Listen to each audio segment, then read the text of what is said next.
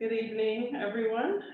Thank you for joining us for the first Maker Meetup of the year. I'm Stephanie Davis, and I'm the membership chair of Tennessee Craft Midstate. And the goal for this year is for us to have most meetups be in person or have an in-person component.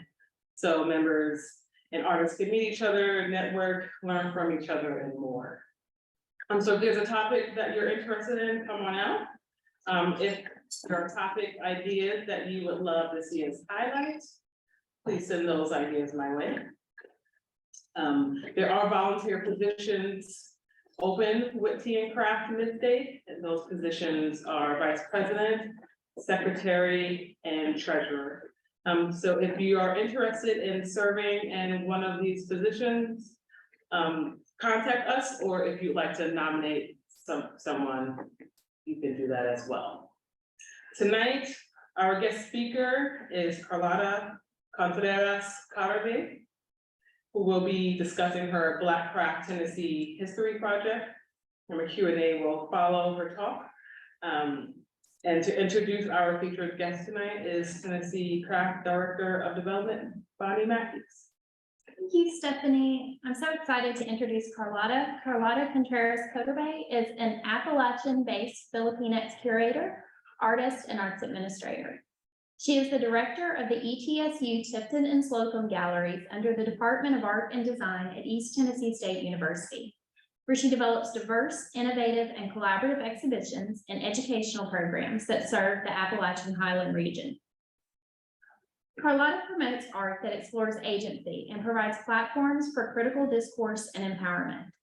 She initiated the Slocum Gallery's curatorial internship and fellowship program to provide opportunities for students and emerging curators to learn and apply curatorial, grant, and art management skills.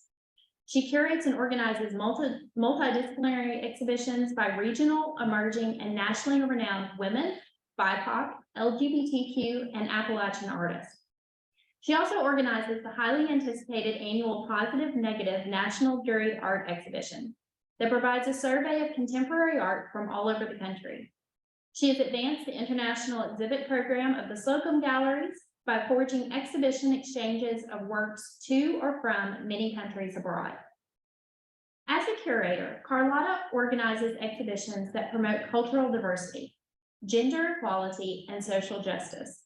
For 2 consecutive years, she received the Awards of Excellence from the Tennessee Association of Museums for her exhibition programming, with an award of commendation for her catalog design publications.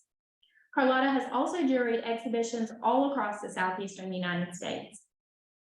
Karlota received her Master of Art in Art History and Bachelor of Art in Anthropology with honors from the University of the Philippines, Diliman. She has served as board member for the Art Association of the Philippines and the National Commission for Culture and the Arts. She currently serves as elected board director for the Mid-South Sculpture Alliance. And this is all to say we are so honored that she is working with us at Tennessee Craft on this project. In September of 2022, Karlota was selected to lead the new Black Craft History Project in collaboration with Tennessee Craft. Her robust exhibition experience elevating Black artists from Tennessee reflects a high degree of respect for self-representation of artists that she features and the issues that concern them. She frequently co-curates exhibitions to better represent the voices of artists from diverse cultures. Karlota is excited to work with people throughout Tennessee who have an interest in this project, from academics to art professionals to laymen who just pay attention to the craft art that's being made around them. I'm so pleased to introduce to you today Karlota Contreras-Koterbay. Thank you, Bonnie. That is an amazing introduction. I am very honored and excited working with you all, working with Tennessee Craft, especially with Bonnie, Dr. Cynthia Gadsden, Tennessee Craft President Joel Logvides. I have been really privileged and working with you all and all the craft artists that we have contacted, and all the other museum and museum professionals and academics. Thank you all. This is such an amazing project to work on. I have a few slides to kind of let you know how the project is going right now. We started in September last year, and so far we have done a lot of grunt work and connections and communications with various institutions and individuals and artists all over the state and the region. So I'm really excited to share this. So Bonnie, if you would like to screen share, that would be great. Thank you. Again, I'm Karlota Contreras-Koterbay. I'm the lead investigator researcher for the 100 years of Black craft history in Tennessee. And as a working title for this project, I have used crafting Blackness. And this is something that, of course, is a play with words and in a way a homage to Tennessee craft, not just as an organization, but of course, craft as an art form. So next slide, please. And of course, thank you, Stephanie and Mark and all the Tennessee crafts members, officers, and staff for joining us tonight and making this event possible. So the 100 years of Black craft history in Tennessee from 1920 to 2022, technically it's 102 years, is a research project by the that reinvestigates the history of craft making by African Americans in Tennessee.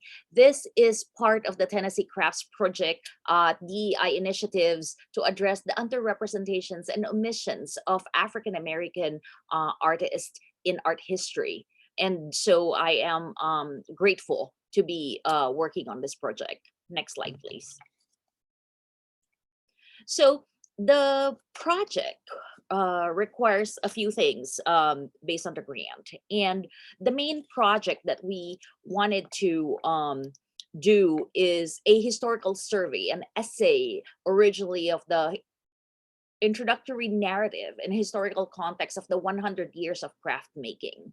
And as we developed, this was the original plan, it's becoming almost like an anthology because we have invited other African-American scholars and other experts in the field to contribute some of their essays in the project. We have divided the timeline in the historical survey with the historical prior to 1964, and then in 1965, of course, you all know that the Tennessee Association of Craft Artists was established. So we kind of used that as a cutoff too, from 1965 to 2000, and then from 2000 to 2022 or the present. So we kind of did that as a strategy in our research because there's really a lot of challenge in finding archival information, ethnographic information, and art historiography in the topic. So that kind of helps us kind of structure our research. There's also a development of a database with not just the Black Tennessee craft artist names, but also information and images for these artists. So this is a really massive research endeavor. We are also planning on doing traveling exhibitions that will go from East Tennessee to Middle Tennessee and West Tennessee in the next 2 to 3, maybe even 5 years from now. So with these exhibitions, we're going to have the biographies for each artist, and as well as panels, lectures, and workshop series that will be part of the exhibitions. So next slide, please.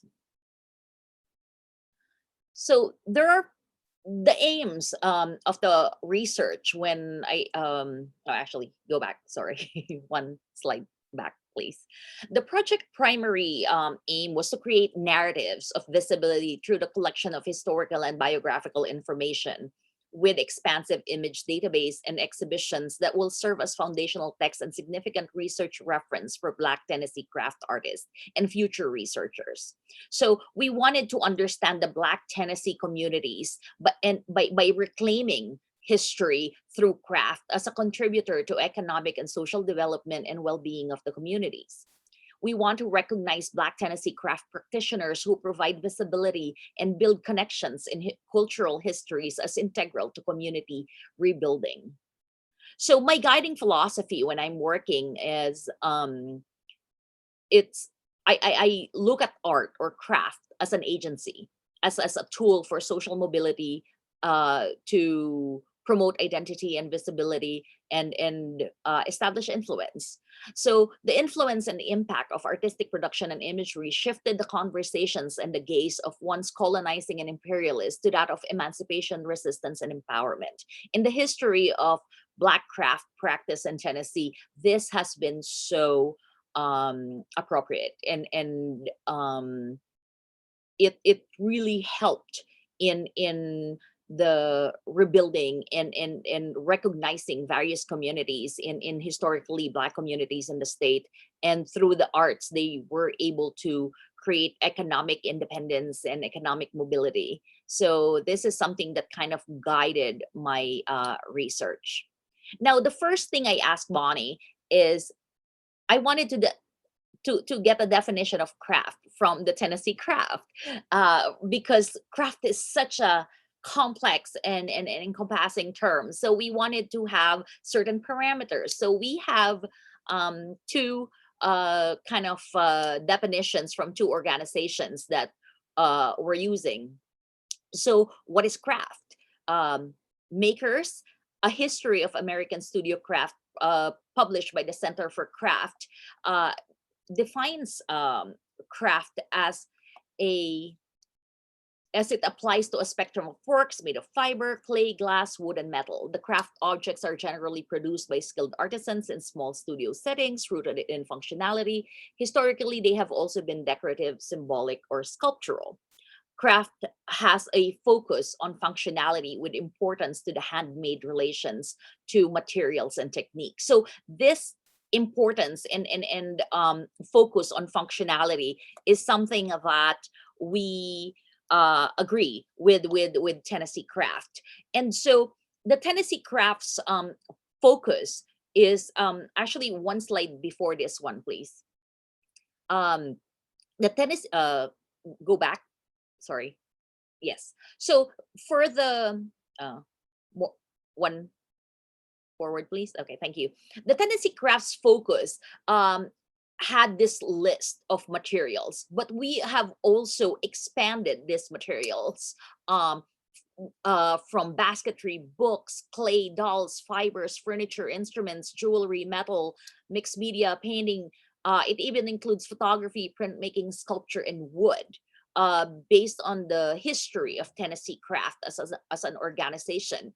For the Center for Crafts definition, it's a particular approach to making with a strong connection to materials. Again, there's a very strong focus on materials, the skill and the process.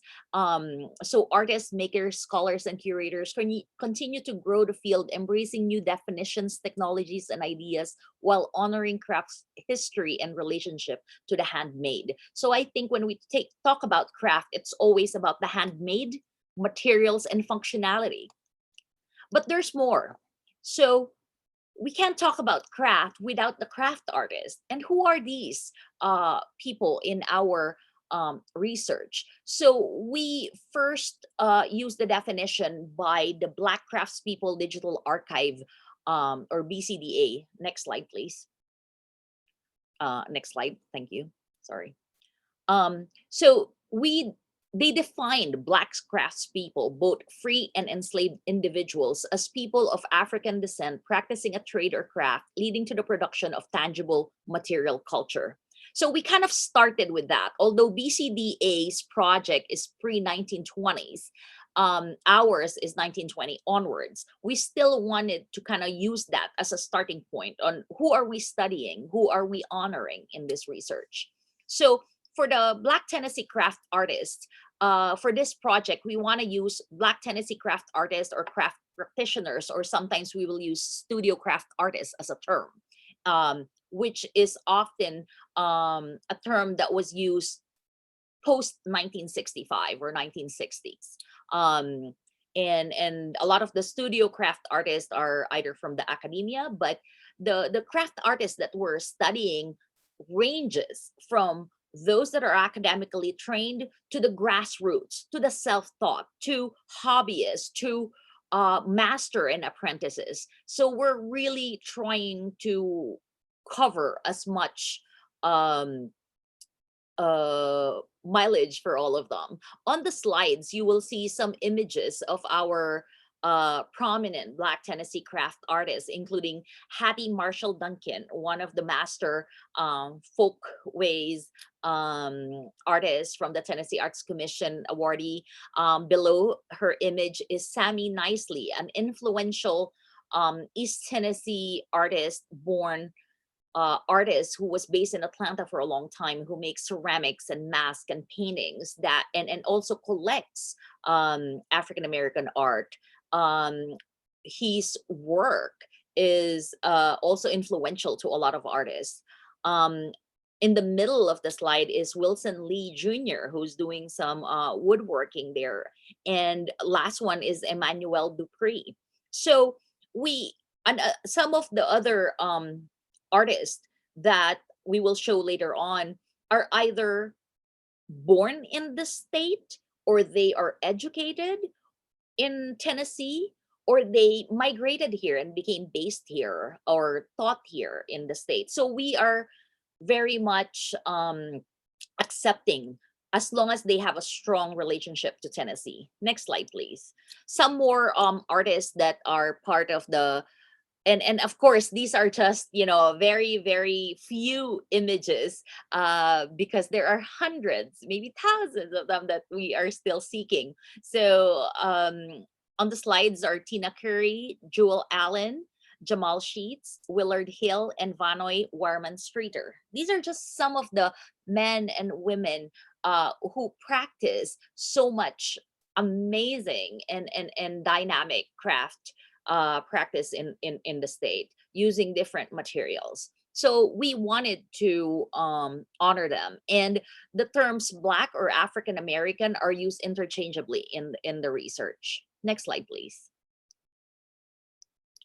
So now I'm going to give you a brief history, and this is going to be a little bit boring. So the start of the research really is officially the 1920s. But it is really important to kind of look even a little bit farther, because during the 1890s through the 1940s, those decades after the craft organizations have emerged in the state and the region, known as the Appalachian Craft Revival. And this is part of the arts and crafts movement that advocated economic and social reform and was anti-industrial in its orientation. So the Appalachian Craft Revival has really influenced those in the state, is in the state as well. So in there is also the Harlem Renaissance. There is so much going on in the early part of the 20th century, and we are kind of continuing now and having another kind of revival, another golden age of African American cultural renaissance. So I'm not going to read the slides, but I think one of the scholars who wrote about the craft revival really described it perfectly when she said, the twin characteristics of the craft revival is the aesthetics of the object and the social welfare of its maker as defining characteristics of the craft revival in Appalachia. While acknowledging and celebrating the object, inherent in the object was the value placed on a process that enhanced the life of its maker.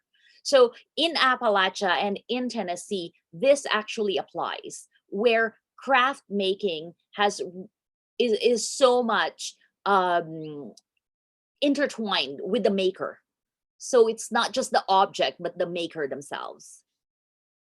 So in the early 1920s to the 1945, several art schools have sprouted in the state and in the region. And one of them, the most important in the state, is the Aramont School of Craft. It actually was established in 1912 as a settlement. But it was not until 1945 where they kind of established that kind of signature summer workshop program that has become established and known internationally and nationally as the Aramont School of Craft. So we have that kind of presence in the state where we have some of these art centers that a lot of the people from different regions settled in the state or in the region in order to help Appalachia or the state of Tennessee or the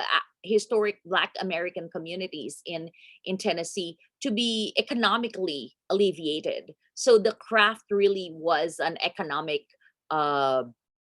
effort to improve lives. The next slide is about two artists that are being mentioned. We will be mentioning so many artists, but the reason why we kind of singled out in 1934 when Ruth Clement Bond, a wife of Tennessee Valley Authority, next slide please, she designed several quilts that became known as the TVA quilt. And why is this important? Even if technically they were made in Alabama, in the state of Alabama, it was connected to the Tennessee as a state. And this is important because some of these quilts became iconic images that were used for the Black arts movement. And so this has become kind of like a turning point. And also in 1937, another key figure in Tennessee art, not just in the Black craft community, William Edmondson became the first person of African descent to be exhibited in New York's Museum of Modern Art. So William Edmondson, and we have an amazing scholar in our presence here, Mark Schickler, who's an expert on William Edmondson, who spoke about him just a few years ago, and so he is considered as somebody who broke the glass ceiling for African Americans at that point. And of course, the Delaney brothers also were significant in this, although they're technically the painting is not in the craft practice, but these people have really kind of brought a lot of attention to African American Tennessee artists through their work. So those were important that we kind of wanted to recognize. Next slide, please. The next slide, I'm not going to talk a lot, but if you will see the black fist on the TVA quilt, that was actually a symbolic object or image that was used by the Black arts movement during the 1960s, during the civil rights movement and things like that. So it really important. It's really important how art becomes an agency and a change maker in the cultural and in the visibility of communities. So as part of the greater ideological movement called the Black Power, the African American artists, poets, speakers, musicians, and activists were joined in the wish to define the identity of Black people in America and to resurge the Black aesthetic, equally informed by the African tradition and the more recently established ideology influenced by the then contemporary American life. Although a lot of our artists in the study may not necessarily be officially part of that Black arts movement, their practice really was crucial and vital to this Black arts movement. So even if the Tennessee arts craft artists that are not always documented in museums or in publications, they still created work, and that made a difference, and that became part of that empowering Black arts movement. Next slide, please. In 1965, the Tennessee Association of Craft Artists was founded, and so we kind of like from the historical to kind of like towards the contemporary, we used that year 1965 as a turning point, because Tennessee Association of Craft Artists was founded at that time to encourage, develop, and promote crafts and craftspeople in Tennessee. They carried out this mission by hosting the Best of Tennessee Craft exhibition that is still going on until now. So the history of craft in Tennessee began from necessity. This is from the website. Settlers created wooden bowls for food preparation, pottery for caning, quilts for bedding, baskets for storage. Through trial and error, pioneers discovered the best local woods for constructing furniture, creating musical instrument, etc., etc., etc. It's eventually enriching the lives and homes of our ancestors in the state.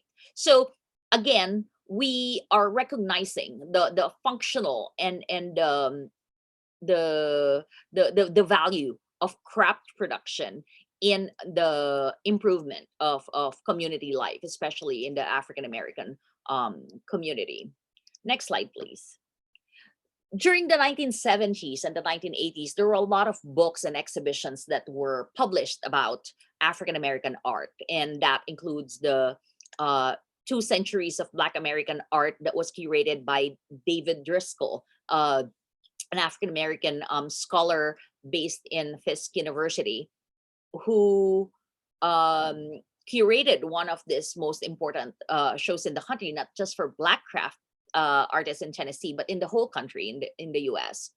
There were also a lot of other books that were published in the topic, but not all of these will identify the state or the provinces that the artists have stayed, or so there's a lot of omissions in the existing publication, and that has been a big challenge for this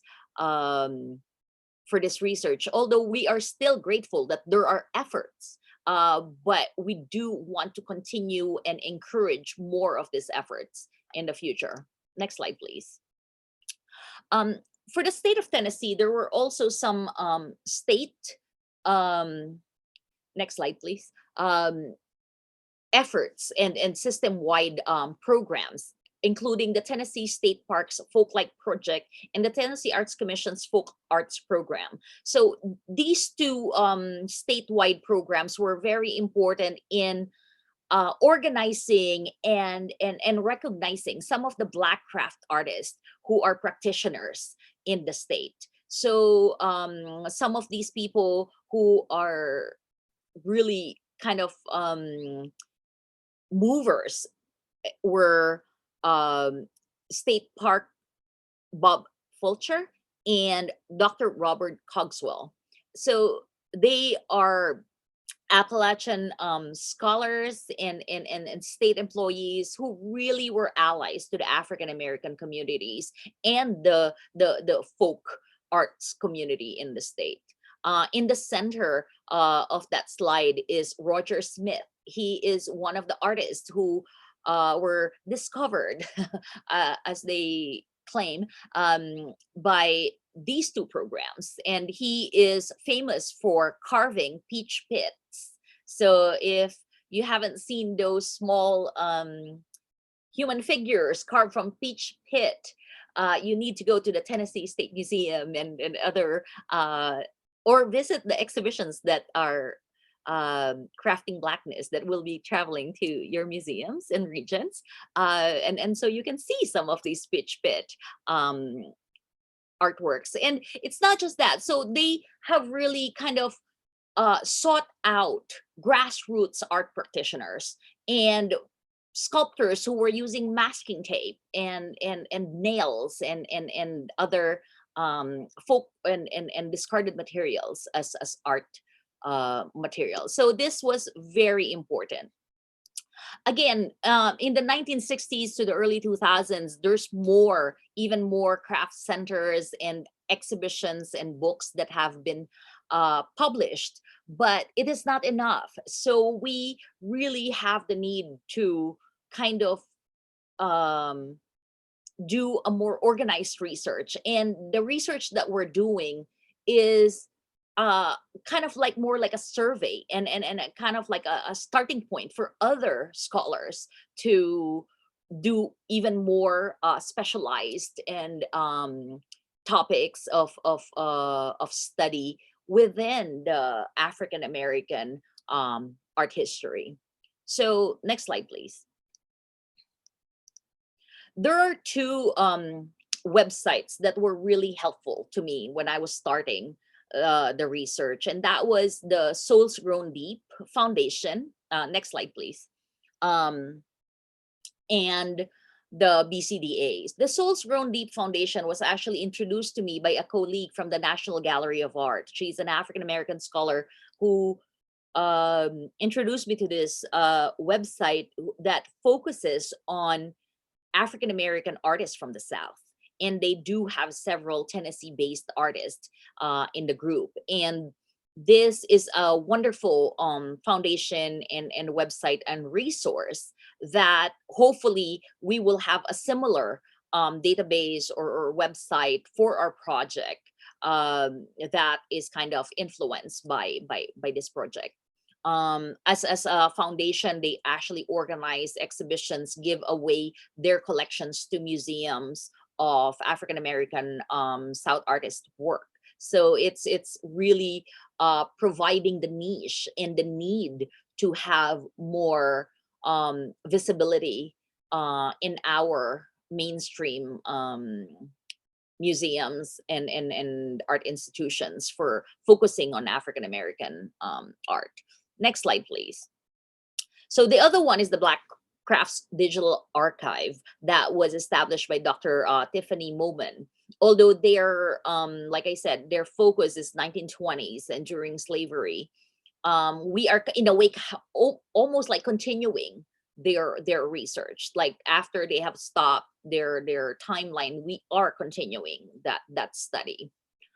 There are also national efforts like the Smithsonian's African American Craft Initiative that was launched recently during the pandemic, where they had the African American Craft Summit. They also had a big think tank. It's a lot about craft in the African American community. But there is still a very obvious discrepancy where the state doesn't really get a lot of focus on some of these national level initiatives. And so our effort to really bring out the word and present our Black craft artists from the state is very vital.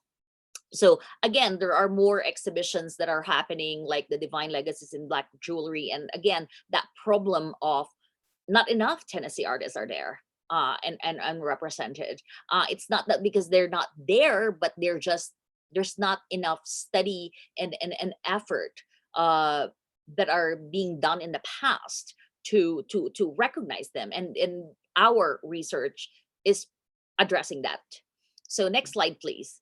The 2022, the reason why I included 2022 on the 100 years history, so 102 years history, is because there was a very important symposium that happened during that time that is part of the Tennessee Crafts Initiative. And that was the Then and Now a Black Craft Symposium that was organized by the Tennessee State Museum with the Tennessee Craft. It devoted to honoring the legacy of Black craftspeople in Tennessee and examining the state of Black craft in Tennessee. So that kind of started the conversation to have this project, I would assume. And so there were several speakers, and I apologize to Mark because I didn't get the image when he spoke. So I only got the other two. That was Dr. Tiffany Moman's talk and the panel that was moderated by Tennessee Craft member Carlton Wilkinson. So this was really important because it really kind of made a lot of people excited, and I believe it helped with the grant and the convincing for the association and the state holders to really do a big research about the topic. So the next few slides are going to be really quick. So the next slide is actually another exhibition that one of my target collaborator, Dr. Ernestine Jenkins, curated at the Metal Museum. It was entitled Artisans to Artists, African American Metal Workers in Memphis. It was a very amazing exhibition, a lot of historical information, and some contemporary artists. And again, so there is a need to have exhibitions that feature our artists. And so we wanted to continue this effort. Next slide, please. This is actually an upcoming exhibition that was organized by the Souls Grown Deep, like the Rivers exhibition in London. So we have some of the Tennessee Black craft artists included in the show from the Souls Grown Deep collection. That includes Hawkins Bolden from Memphis, Bessie Harvey from Alcoa, and Henry and Georgia Spellers also from Memphis. These artists are really amazing in their work, and getting that international recognition is really important. And we're hoping that the exhibitions that we will be hosting in the future will create an impact and serve as a kind of a springboard for more. The next slide actually is just a mention of the exhibition series. The first shows will start this year in the fall, and that is the Crafting Blackness, 100 Years of Craft History in Tennessee, in ETSU, in Johnson City, East Tennessee. This will be held from August to October, and this will be co-curated by myself and Karen Sullivan, an African-American scholar based in Johnson City. She was my co-curator when a few years ago we curated the Detangling,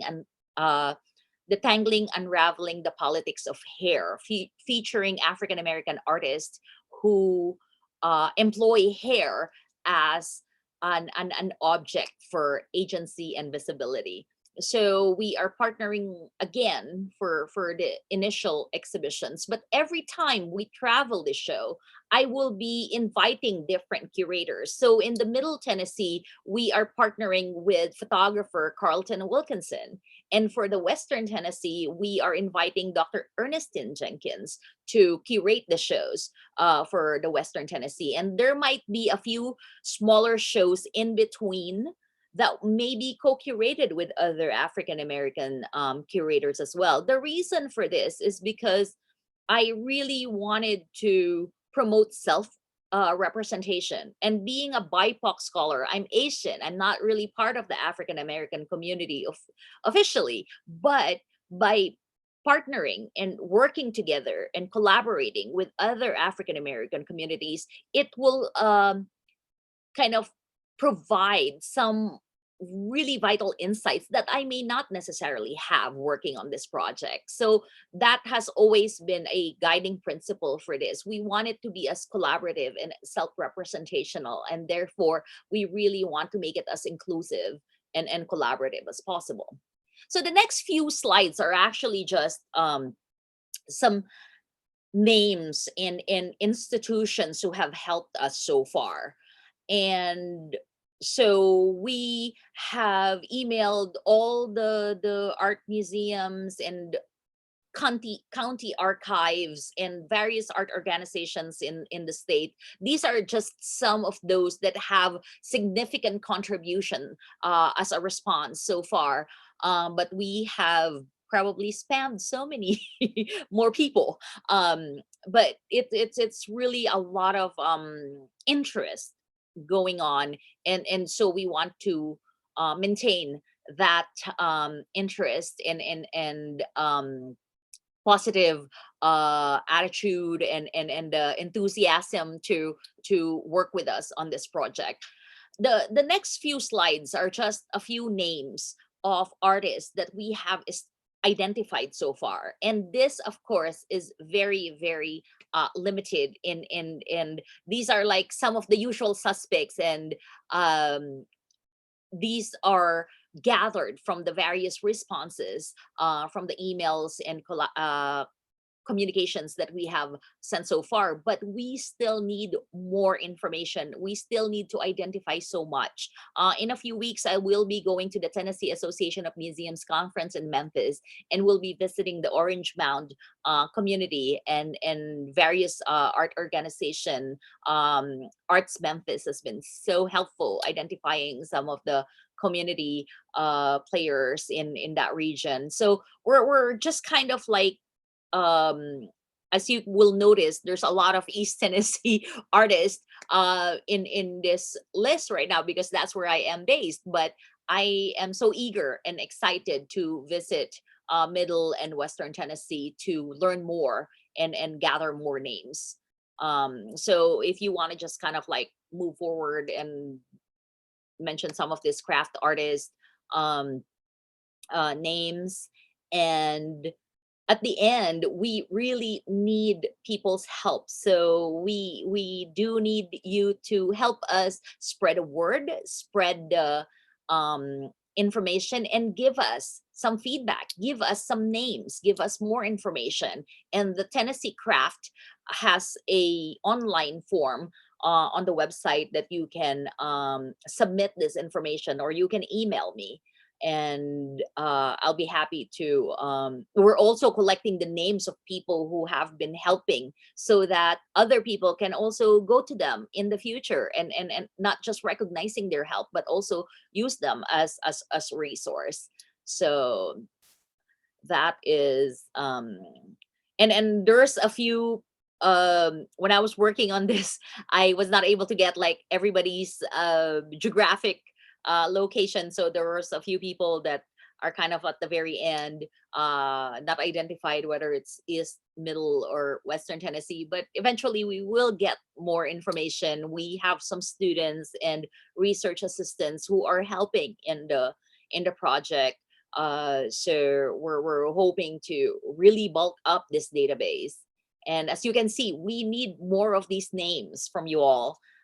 So please help us and be part of this amazing project. Thank you. Last slide will have the contact information and the online form information. Thank you all.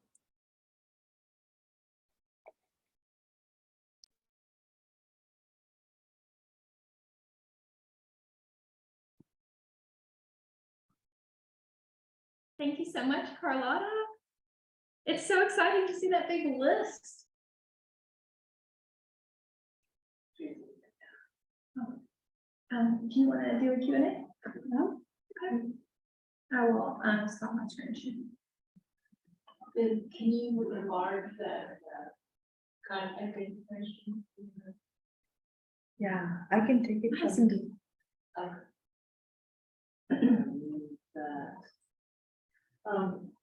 All right, thank you so much, Karlota. That was wonderful and informative, and I look forward to hearing more about that project. So right now we'll open the floor for questions. Does anyone have a question they'd like to ask Karlota? I will ask, so are you still looking to collect names of these artists, and how are you reaching out to them in terms of? Yes, we are. We had a few setbacks a few weeks ago, but we are very much looking for more names, more information. So we're gathering not just the names of artists, but also we're doing a timeline and doing a bibliography of books that have been published and exhibitions that have been published. So we're really trying to get as much information right now. And not everything will probably be in the essay, but we're trying to gather as much information that we can. And especially the names, they are really, really important, because even if we can't do a biography for all of the artists that we're gathering, we are going to help future scholars be able to do those biographies and do those studies by having those names presented and organized. So we're really still collecting right now. Thank you. When you first started, what were some initial challenges when you began to research Black craft artists?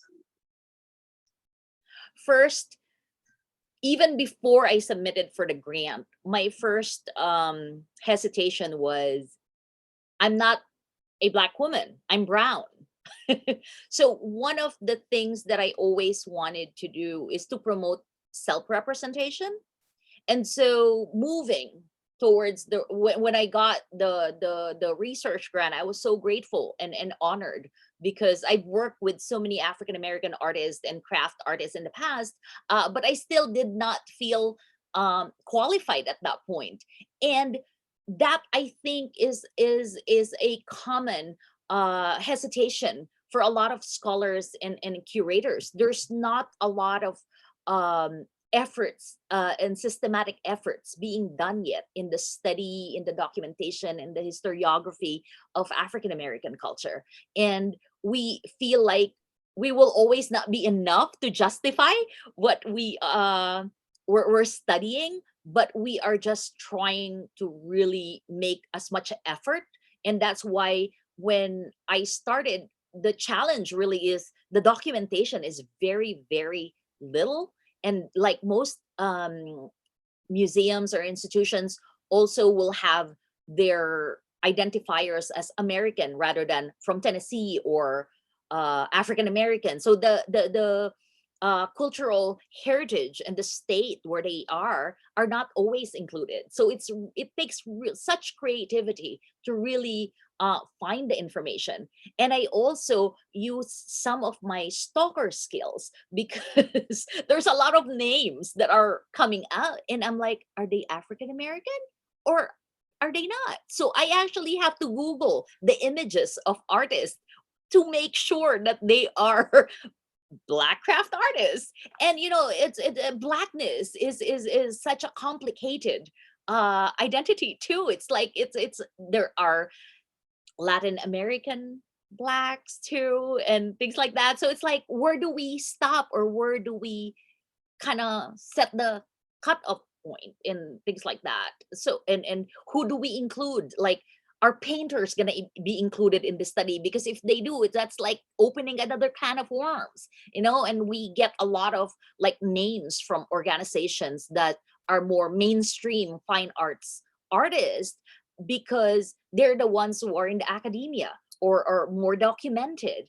rather than some of the craft artists who are really in the grassroots. And we are trying to reach that level too. And we're really trying to kind of really find out who they are and celebrate all of them without kind of we really want to discourage the disparaging, because before, the craft versus art, we don't even want to go to that conversation. We just want to celebrate the craft artists. And there are other artists who we also go to, because even if they don't consider themselves as craft artists, they use craft materials or craft skills and techniques in their practice. So there is also a space for them, things like that. So those were the initial challenges. Like, really, it's just such a gargantuan task. And how do we justify our efforts to really make it and present a decent job? And that was and that was really the big challenge. We really want to make this as an inclusive and collaborative project, and something that really will contribute to the African American community, not just in the state, but in the whole country. Thank you. So how are you reaching to this grassroots level? What is your outreach strategy to reach out to them? So I'm going like in Memphis, for example, here, well, I'll start with East Tennessee. So some of the grassroots artists, we have started really seeking out artists who are not related to the academia, self-taught artists, people who have jobs, full-time jobs, but making art because they just love it. It's their passion. So we've already started that in East Tennessee. And to do that, you really have to know the community movers and players. So I may have to go to church at some point to find some of these names and meet some of these people. But we actually are going through like art organizations in different cities in the state. We contacted the local archive and like some of the regional art centers that are not necessarily like doing big national or regional exhibitions but more local. So we're really trying to kind of find those county um, contacts, if I may say, to get some of these grassroots levels. And then we also are identifying people like Jim Hubler, for example, a curator from the Tennessee State Museum, and like Dr. Cogswell and things, and people from the Tennessee Arts Commission and Tennessee State Museum and different places who have worked a lot with people, not necessarily in documenting or exhibiting, but they work in grants or they work in festivals, they work in like craft fairs. So we're trying to get those information through various networks. Okay. And so is there a selection process after you have like gotten the names and, you know, the artists? So is there a selection process, or are you just gathering all the names and all the artists that you get? Right now, the selection process is very, or the selection criteria is very generous.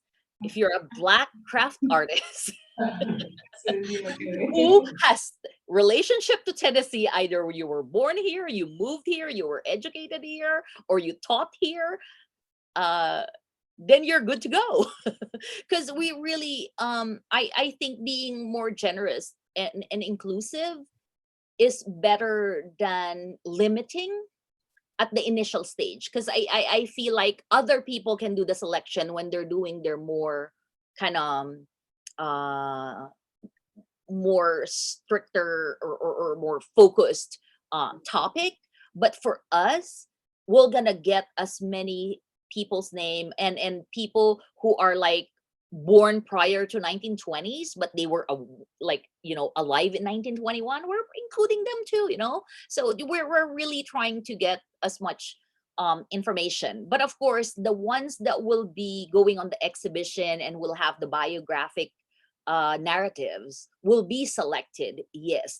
And the selection process, of course, will be consulted with Tennessee Craft through Bonnie and Dr. Gadsden and some of you all on the committees. But those selection will probably be influenced by the information available, the images, the influence and the practice. So we would rather, you know, focus on artists like Vanoy Streeter, for example, who has a lot of influence on the work that he has done, and he may not be a faculty or a teacher in school, but he has influenced a lot of other practitioners in the field, or somebody, for example, like Hattie Marshall Duncan, because she is a master apprentice artist from the Tennessee Arts Commission, and through that program they have kind of established the apprenticeship network and things like that. So there are there's going to be selection process on who's going to be written up more on the biographies and more on the essay, but for the database we're gathering as many names as possible. And Karlota, you intend with the exhibition that they'll have a more regional cast or flavor to them with the different curators. So when artists are selected for exhibition there, that will be have some regional influence as well. Yes, so the selection process then becomes even more kind of selective or more curatorial when we go to the exhibition part, because we really, because of logistics, it's gonna have, for example, a Western or a Memphis-based exhibition will have more Western artists because of logistics, because the collectors will be more comfortable lending it to the institutions in their region than in the East Tennessee, for example, and vice versa. So it will be affected by some of those issues, but also the curators who we will invite to co-curate with us. And the reason why I'm doing the co-curatorial process is because I don't want this to be a stale exhibition where there's like a set of group of work that you're traveling everywhere all over again. And once you see one, you see all. We don't want that. We want people to really kind of learn more and different artists and different things as they go along and see the other exhibits, so they can have like a passport and go to all of them, but also the curators, because the curators perspective, my perspective will be more consistent, but my co-curator will always be different from me, and I want that. I want their distinct outlook and perspective and insight to bring into the table. That's why we're inviting different co-curators, and also that's why we're inviting other scholars to contribute in the essays, rather than me just using their study already published and reference it. I would rather that we give them the byline and give us an excerpt of their study as part of the official documentation or the official part of the catalog, because I feel like that is more important, to give them credit where it is due. They have already done the time. Might as well give them the recognition. And so that's why I'm not the only person who will be writing on this project.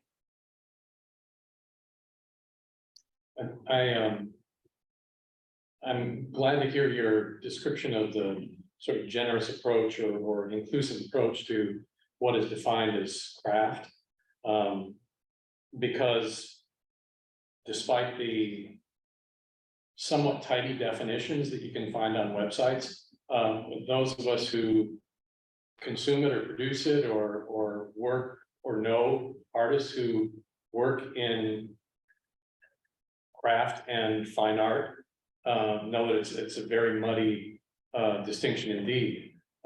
Many craft artists who create functional work also intentionally create works that are intended as fine art, and vice versa. People whose main practice is fine art, through either just their interest or pragmatically to make a living, will also do functional work. And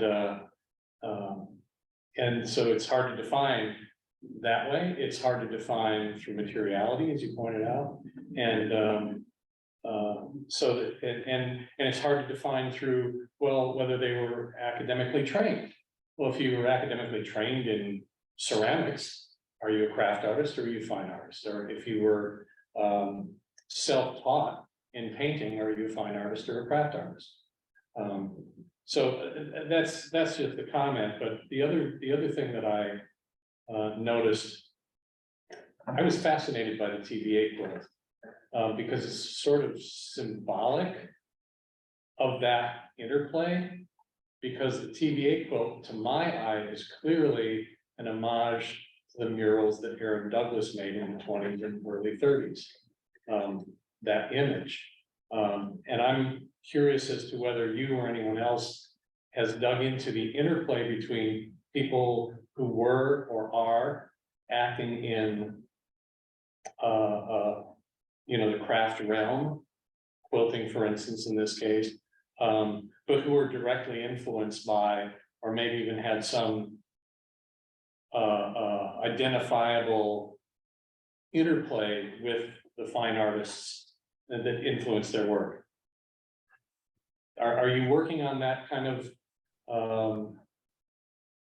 you or anyone else that you're working with doing that kind of We interrogation are as to, hoping to address that too. And like Aaron Douglas, for example, is a really good figure, because it's like he has exhibited at Frist University a lot, but he's not technically a Tennessee artist.